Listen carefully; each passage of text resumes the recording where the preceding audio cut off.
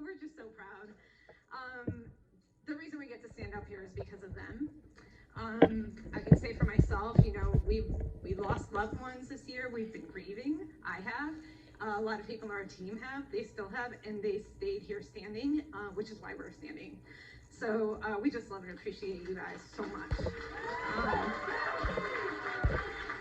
And I want to applaud the fellow Q12s, the class of 2022, just because we know like what it took to be able to stand up here this year, and we just admire you guys so much and respect you so much, and just excited to get to know you better. And so today we're gonna talk a little bit about having those tough conversations. You know, those conversations that you have with your mentor and coach that you don't really want to have, but you need to have to be able to grow and move on to the next level. So Mark's gonna scratch the surface on that. Absolutely, guys. So, hello, hello. Oh, there we go. Didn't have to yell at everybody. So, for the 4 years leading up to 2020, we were up and down between 2,500 and 4,000.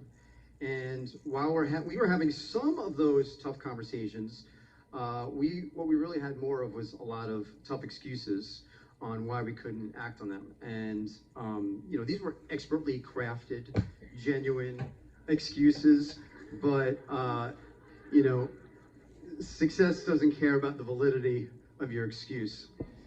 And I know all the new people now, because they're all writing it down, like, wow, that was really good. Yeah, I came up with that. That was only Mark original. It's an oral original. So just, I copyrighted that. So, you know, just kind of starting off in the quarantine of 2020, it gave us even more excuses, as you know, it could have for anyone. Now we also found ourselves as teachers and IT professionals for our twin 8-year-old daughters who were now at home. You know, while we were working, while Nellie was working, I basically lost my awesomely great work from home job due to some cutbacks that happened with COVID. And what's crazy is the company was like based in Switzerland, so who would have ever thought that something could have affected here would have affected halfway around the world also. But it did. And while we were going through this, my 77-year-old dad, who was already suffering from, you know, with severe arthritis and OCD, he began regressing suddenly with dementia. And really, we had to shut down his business. We had to pay the unpaid taxes that he had from the last couple of years from his business and personal. We had to ease the concerns from his clients to really make sure they weren't going to sue us because he hadn't paid their taxes either. We had to get him to stop driving. I'd come to find out that he had been in a couple traffic accidents, which he had hidden from us. So had to take away his car. Pretty much he really couldn't do much for himself anymore at all, from feeding himself to bathing to doing laundry, going shopping, and plus on top of that he became very nasty, which is something that could happen with someone that's going through dementia. So I really couldn't even really have him at home or really around my kids. He had moved in with his girlfriend, who was getting extremely stressed, you know, sort of being his caretaker, and we just really had to find another living situation, another caretaking option for him. Adding more emotional and mental stress to all this was basically that Nellie's 87-year-old mom, who is Spanish-speaking only and deaf on top of that, she was also beginning to slip away from dementia. So trying to have, you know, girls that are doing school online full-time in our cramped New York City apartment, and me continually driving back and forth to Long Island to be able to help out my dad and, you know, shut down his business and manage his life, and Nellie working from home, and her job really doubled in the amount of work that was expected from what she had to do, and while also taking care of the girls. And I know I'm leaving out something. Oh yeah, running the business, you know, on top of that, you know, was another big part of it. You know, those of you that know me have heard my talks, and I'm very big on like mythology messages and movies and stuff like that. And I'm really reminded of a theme that runs out through a lot of them, which is 2 negatives equal a positive. And one of my favorite examples of this is in a movie, Ice Age 2, where the female woolly mammoth falls into this frozen lake, and she is wedged. I mean, it's bad enough a giant woolly mammoth probably can't swim, but she's wedged in an iceberg, basically stuck. And if that's not bad enough, now there's like giant like dinosaur shark that's been after her the entire film is now lunging right toward her. So you're thinking, oh man, she's screwed. Forget me. She's pinned in the ice and there's a shark. I mean, you only really needed one or the other. But what ended up happening was the shark lunged for her and basically she ducked out of the way and he knocked her free. And she got free. And that was kind of what was going on with us. It was like, oh man, we can't really work from home anymore. It's crazy. And I got to go back and forth with my dad. And then Nellie has this brilliant idea. Why don't we move into your dad's place temporarily? And definitely high five for the wife there for coming up with that. I was like, that was really great idea. But now we're like living in boxes. My dad's 10 years of bills are all over the place on the tables, on beds, on everything. I think we had 3,000 pounds of papers that had to be kind of sorted through and everything and recycled and shredded and stuff like that. We're trying to find caretaking solutions for him. And, you know, through all of this craziness, it was at this exact moment when our upline said, you know what, this would be a really good time for you guys to go to Q12. So wise. And to be honest, I didn't even give an excuse this time. I just said, absolutely. We'll go Q12, and then right afterwards, why don't we go to the moon? And that would be, you know, that's my secondary plan right after that. Maybe we should rewind the tape a little bit. So just to backtrack, right before COVID hit, we were at 5,000 points. And from so many years of having all of these conversations and not fully acting upon them, that's where we found ourselves after 6 years. In Tim Grover's book, Winning, I'm sure all of you have been reading and listening to that. Yeah. One of the things he talks about is that your challenges are your greatest strengths. And to grow a muscle, you have to tear it. So it causes damage to the body temporarily to be able to grow. And sometimes that's what we need to be able to grow. We need to be like torn down a little bit to be built back up. And so with those with those challenges, it made us have more of those tough conversations that we didn't want to have, but to actually start to take action. And when we did finally take more action was when 3 months later we were able to get to the 6,000 PV level. And that was when our team with MVP Ryan and Melvin and wing woman Dr. Cynthia and Kevin Sharuzzi really rallied up the team and pushed us over to 7,500 in July of that year. So Mark, to say the least, was shocked because he was preparing his moon landing and moonwalk. And so, yeah. So, and just to kind of really hit home on the point, it really took us the whole 7 years that we were in the business to get to that 5,000 PV, kind of kicking and screaming the whole way, you know, with those tough conversations. But once we really started throwing those excuses out the window and started working on them, and of course, you know, we're still always working on that, but that's when, within just 3 months later, we made it to 6,000.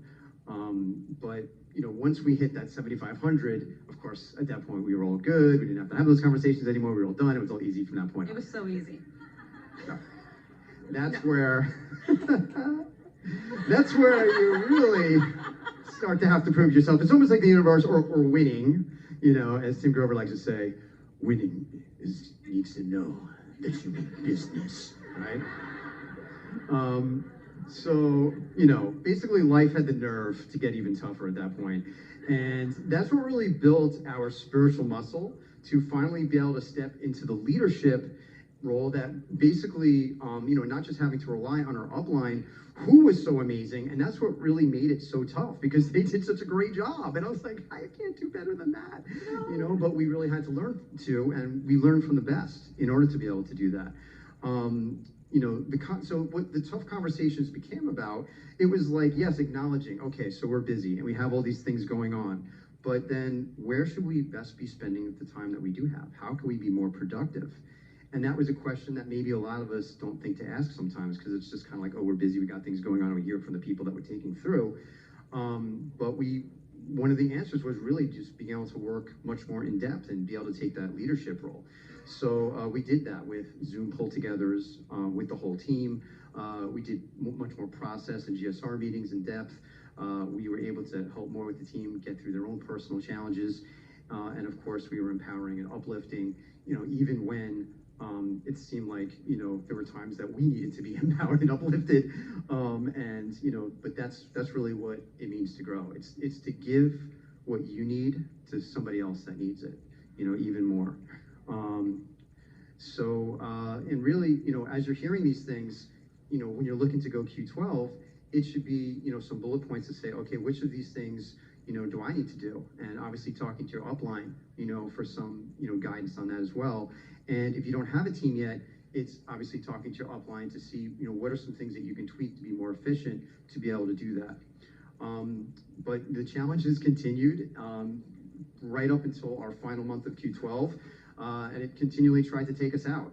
And in that final month, which when we realized it wasn't just going to be for the summer, that we were basically going to be staying at my dad's place, that this was a long process. It was taking much longer. So we just decided to completely move out of our apartment with furniture and everything. And unfortunately, that turned out to be the day of Tropical Storm Henri, that we basically moved all our stuff getting soaking wet. And I remember the girl's dollhouse, it was like getting all wet. I was like, oh God, whatever. And then finally, we pack up the truck, and then I look around and I realize half of our stuff is still there and couldn't fit. And we have basically people waiting for us on the other end. I have, babysitters and all this other stuff that, the time is going to be up at that. But, in the audio personal momentum, Dave DeSalt said that great leaders learn how to adjust. And thankfully, the 12 months of challenges and, even more so than that we learned how to navigate, that's what really helped us to be able to handle situations like that and even more, so that, we were able to get it done. And then on the second night of the Customize Your Life Summit, when we got on stage, that's when we were able to officially qualify. And now you guys know why I was out of breath at that talk. It was pretty crazy. So just, the reason that we're sharing a lot of this is just so you know that everyone is got stuff to go through in their life. And, maybe none of these things would have challenged you. Maybe they would have all been easy. But, much like in, Stephen King's It, your thing is going to be the exact thing that terrifies you, because that's what it's going to take to really grow to the next level. It's going to stretch you to grow into the person that you need to be to handle your growing business and the challenges that are going to come with it. And the challenges don't get any easier. Your ability to handle them gets better. Just like, if you're lifting 100 pounds, it becomes easy once you've been working out with 150, as long as you have the proper guidance from the right coach, that's enabling you to do that. The same thing with having, the tough conversations. So now, fast forward to today, and pretty much Ryan and Melvin are pretty much where we were when, right when all this started happening. Yes. And I know that the way that they basically rallied everyone for us, I know that their team is going to do for them as well. Because we are a team that breaks platinums, that then breaks platinums, that then breaks platinums, and we're just going to keep, continuing to grow leadership in depth. So we're not resting at having gone Q12. We're going to be continuing to break Q12s in our depth with Ryan and Melvin, and then Dr. Cynthia as well. And then, of course, the Ceruzzi team to the side, and many, many more, because we know that huge growth is coming for the entire Popolaro team because of everything that Tony and Francis had to go through to get here, really taking away all of our excuses and setting an incredible example for what it means to be bigger than your challenges and to inspire other people to be able to do the same. Thanks, guys. Woo! Give it up!